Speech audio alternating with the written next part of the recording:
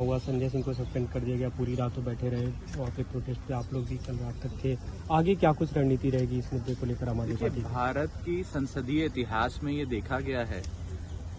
कि सस्पेंशन जो होता है किसी भी सदस्य को सत्र के लिए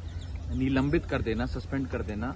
बहुत ही rarest of the rare occasions में ये हथियार का इस्तेमाल चेयर द्वारा किया जाता है। और अक्सर ये हथियार का इस्तेमाल ऐसे केसेस में किया जाता है जब या तो किसी सदस्य ने चेयर की प्रति या किसी सदस्य के प्रति आक्रमण किया हो, कोई एक्ट ऑफ वायलेंस हुआ हो, कोई कागज, रेजोल्यूशन या किताब फाड़कर चेयर पे फेंकी हो, या माइक तोड़ा हो, या कोई इस प्रकार की बहुत ही आपत्तिजनक चीज करी हो। लेकिन पहली बार देखा गया कि इस देश के एक बर्निंग इशू पे, एक ज्वलंत मुद्दे पे, हमारे देश का एक अभिन्न अंग मणिपुर जल रहा है, उस विषय पर बहस मांगने के लिए जब एक सदस्य चेयर के पास जाकर दरख्वास्त करने की, निवेदन करने का प्रयास करते हैं तो उन्हें सस्पेंड कर दिया जाता है। ये पहली बार देखा जा रहा है और ये दिखाता है कि शायद बीजेपी में अब टॉलरेंस का रत्ती भर भी अंश नहीं बचा है और उनका एक ही लक्ष्य है कि जो भी सांसद आवाज उठा रहा है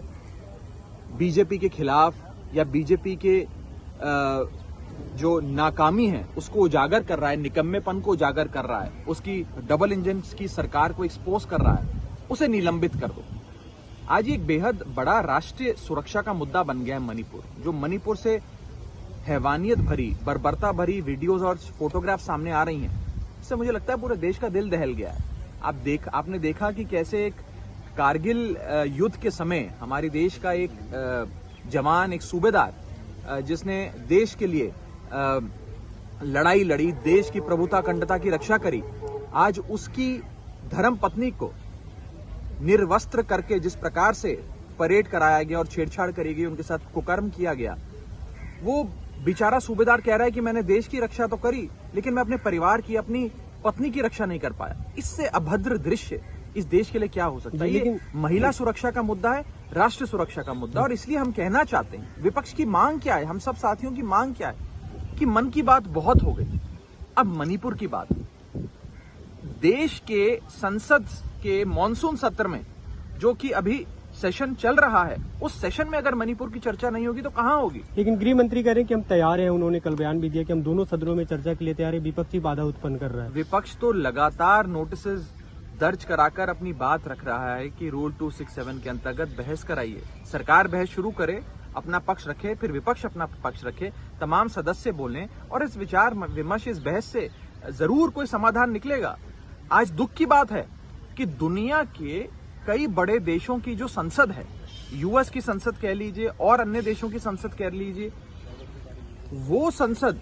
मणिपुर के मुद्दे पर गंभीर है, वो चर्चा करना चाह रही है। दुनिया के कई संसद भवनों में इस पर चर्चा हो भी गई है, लेकिन ये हमारे भारत देश का ही संसद है जिसमें मणिपुर पे चर्चा नहीं हो रही। क्यों नहीं हो रही है ये मैं पूछना चाहता हूं और एक महत्वपूर्ण विषय आपके सामने रखना चाहता हूं। क्यों मैं कह रहा हूं बार बार कि मणिपुर का विषय मात्र मणिपुर का विषय नहीं है, ये एक राष्ट्रीय सुरक्षा का विषय है। आज के अखबार ये हमें बताते हैं कि मणिपुर में जो आग लगी थी उसकी छींटें आज आसपास के राज्यों पर भी आने लगी हैं। आज सुबह की जानकारी है कि मिजोरम के अंदर भी एक पर्टिकुलर समुदाय के खिलाफ वायलेंस की घटनाएं सामने आ रही हैं और वहां से उन्हें हिदायतें दी जा रही हैं कि आप मिजोरम छोड़कर चले जाएं। तो कहने का मतलब यह है कि ये अब विषय सिर्फ मणिपुर का नहीं रहा, ये एक प्रकार से पूरे नॉर्थ ईस्ट का मसला बनता जा रहा है। इसीलिए हम सरकार से हाथ जोड़कर विनती करते हैं। लेकिन आप लोग जो सवाल उठा रहे हैं सदन में, डेकोरम और डिसिप्लिन की बात कर रहे हैं, जो राज्यसभा के सभापति हैं, कल उन्होंने कहा उससे हम समझौता नहीं कर सकते, सभी सदस्यों को सवाल उठाने का अधिकार है, आवाज उठाने का अधिकार है, लेकिन आपको डिसिप्लिन मेंटेन करना चाहिए, जो संजय सिंह नहीं कर रहे थे, उनका ये कहना था। जब जब सदन में विपक्ष जनता की आवाज उठाना चाहता है, ज्वलंत मुद्दे पर बहस चाहता है और सरकार वो बहस से भागती है,